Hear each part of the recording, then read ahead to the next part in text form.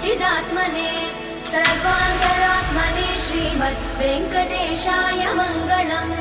स्वतः सर्वविदे सर्वशक्तये सर्वशेषिने सुलभाय सुशीलाय वेङ्कटेशाय मङ्गलम्। परस्मै ब्रह्मणे पूर्णकामाय परमात्मने प्रयुञ्जे परतत्त्वाय वेङ्कटेशाय मङ्गलम्। आकालतत्त्वमशान्तमात्मनामनुपश्यताम् अतृप्त्यमृतरूपाय वेङ्कटेशाय मङ्गलम्।